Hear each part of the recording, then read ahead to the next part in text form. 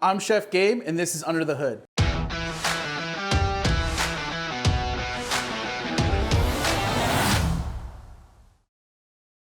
You guys might recognize Moshe from Skillet.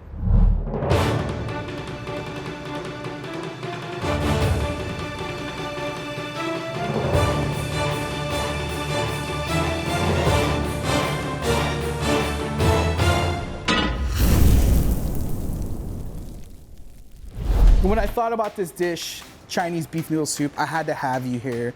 I've cooked a little bit of Asian flavors for you, and you're all about it. Yeah, I really appreciate it. Just like, you talking about Asian flavors just took me back to that. I think my wife surprised me with one of your like ridiculous tasting menus for my birthday last year. And you made this like wicked kimchi pancake paired with, I think it was like a Wagyu ribeye, some sort. And it was just like, it was at the end of the meal, and you can imagine like we'd already had like 6 or 7 courses of just like one thing after the next, like just blowing you away.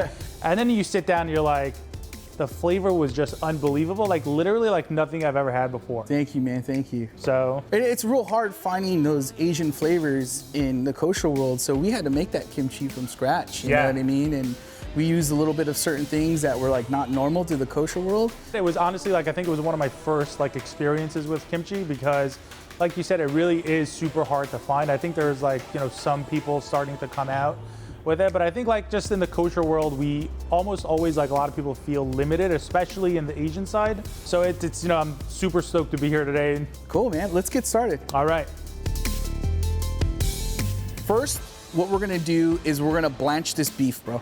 Okay, and this is beef shoulder. Beef shoulder, cubed up in about, let's say 1 inch cubes. Okay. Right? Right. And we're gonna blanch it with a flavored water. Cool. Now, beef shoulder is usually like a tough cut of meat, right? Yeah, it's one of those things that just needs a little more time, a little more effort, a little more love. A little more love. And I feel like a lot of people are probably afraid of it because they're like, oh, it's tough. I don't want to mess with it. Especially like if you're feeding the kosher fam. But if you have patience, and I'm just learning this, honestly, patience, it will be amazing at the end result. Yeah. So blanched beef. Cool. We're gonna use a little bit of spring onion. Okay. Or scallion. Cool. And some ginger just to flavor the liquid. Okay. You don't mind chopping that up? I got it, man. Yeah. And these are just like rough chop, right? Yeah, real big and chunky like this is perfect, dude. Cool. People are afraid of the ginger skin. Yep. You could also just peel this with like a spoon. Okay. This is just a little trick. A spoon and the skin's tender enough, you could just peel right off. Oh, wow. Right? Cool. But for this application, you can leave the skin on. Yeah, that's okay. I was just ask wash you, like, it very well. Is there well. anything scary about the No, skin? not at all, man. People are so afraid of vegetable skins, it's ridiculous. Probably like adds more aromatics, right? Exactly. So now we just want like 2 or 3 pieces? 2 or 3 pieces. Okay. And it's just, like I said, it's just gonna perfume the broth. Cool. And we're just gonna blanch this until it just comes up to a boil. I'm gonna have you chop up these leeks for me. Okay. Chop up this onion real quick in half. We have some garlic. Okay. So these are all basic aromatics and some ginger that we're gonna coin again. Cool. So once we get this chopped up, we're gonna start making this soup, man. All right, let's do it.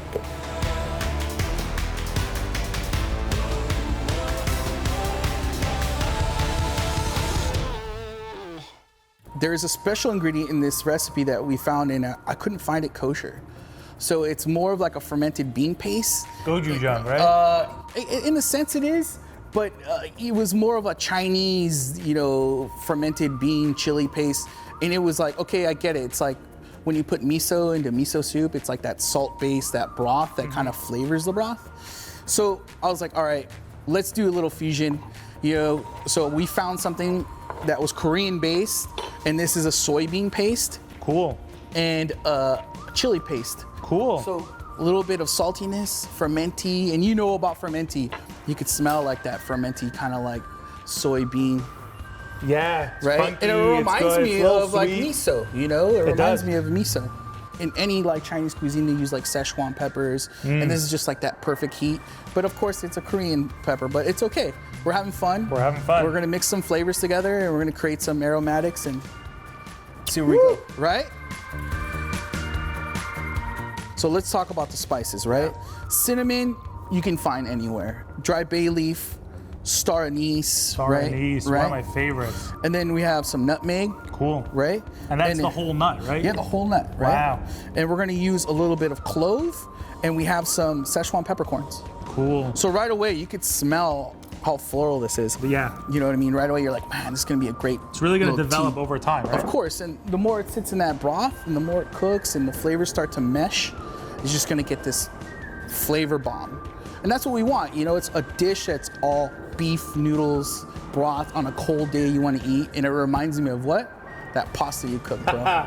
Thank you. Full of love. Yeah. You just want to hug it and eat it. Same thing. All right. So now for the blanching, we want it just to come to like a boil, right? And then so we're done with it. It's already frothing a little bit. Right. And you can see the meat. Look, it's Yeah. not pink anymore. It looks like it's perfectly blanched. Cool. Right? We're just gonna pull this out. Okay. And then we're going to, let's just sit this right here.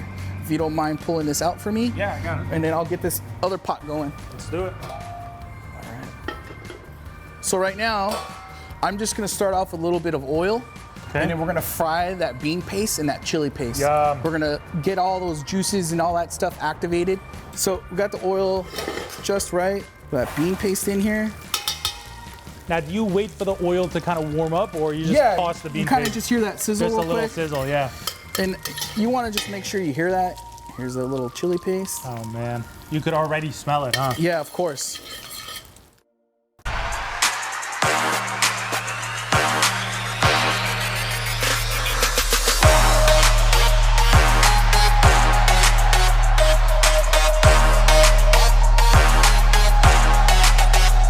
So we got that nice, oh, now we could really smell it, right? Yeah. So let's add these aromatics. And then we're gonna start perfuming this pot. Okay.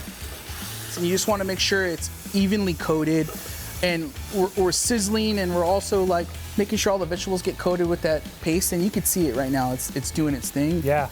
We're gonna add the beef, and we're gonna add these tomatoes right now. Tomatoes, okay. I think, you know, cooking is just another language that we all speak.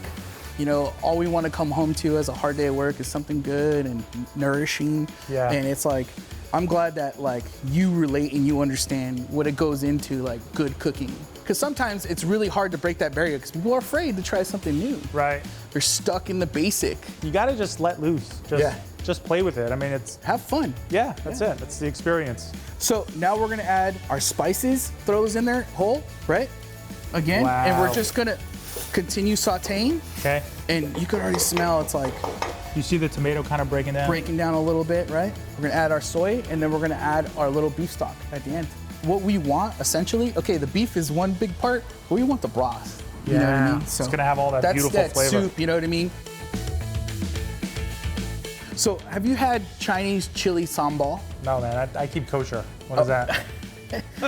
Well, I'm pretty sure you had like sriracha, and you put sriracha and everything. Sure, that's like the newest craze, right? All the cool kids are doing it. Whatever overdone with. Chinese sambal's always been there. It's just been in the corner, and so we're gonna make our own version of it. Nice. Kind of. So we're gonna use a little bit of red jalapenos or Fresno chilies. Okay. Garlic, chili, salt, a little bit of sugar, a little bit of soy, and a little bit of chili powder.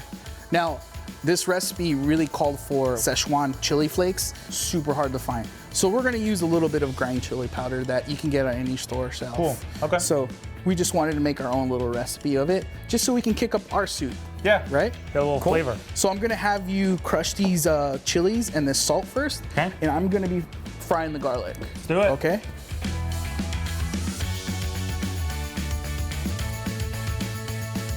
I add this chili in here. Oh, baby, look at that. Wow, look at that, man.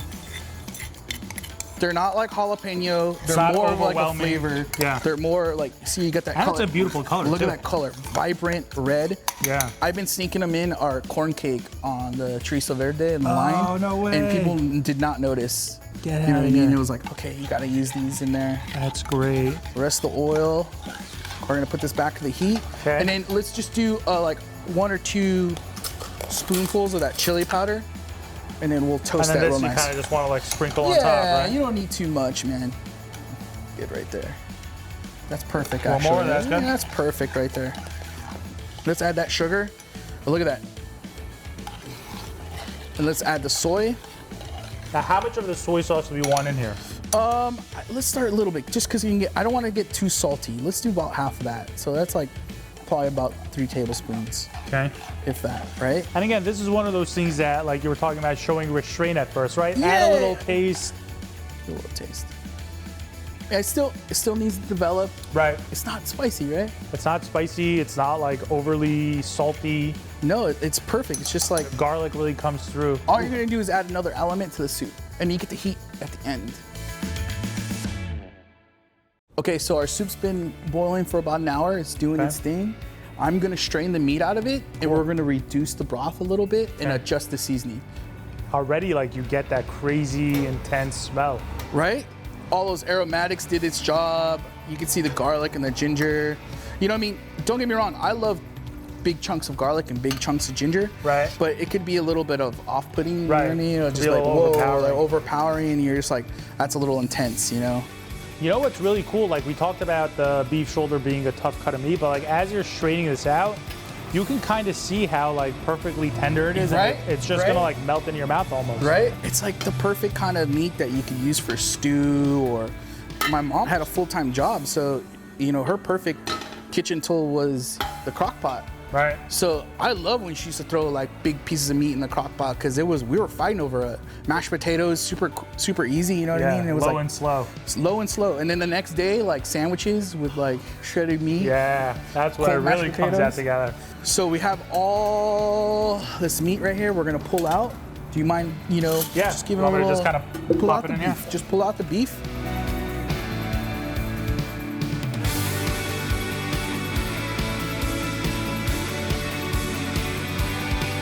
Okay, so we pulled out our meat, and now we have our broth. You can see it's full, thick, beautiful Yeah. color, right? So what we're gonna do now is we're just gonna add our noodles. Spaghetti, noodles, what are we doing? What's the difference? So Ooh, baby. we made our own version of, you know, a Chinese noodle. Worst case scenario, it's okay to use spaghetti. Right. But the reason why it's a Chinese noodle, it's different from an Italian noodle, is it got a little bit of baking powder. Cool. So it kind and of, what does that do? it makes it a little fluffier and a little chewier. Okay. So we have some salted water boiling here, and we're just gonna use about, you know, 1 or 2. And like I said, store-bought is cool, man. Now, would you ever like make this and use the broth to boil the noodles? I guess you could. I'm not gonna hate you if you did, you know what I mean? Just kind of like deliver the flavor more into the pasta. Who was it I on wonder. Skillet? Someone used that. Someone perfumed the broth in the liquid. Yeah. I think it was I think you. he made the best dish Yes. of the day, right?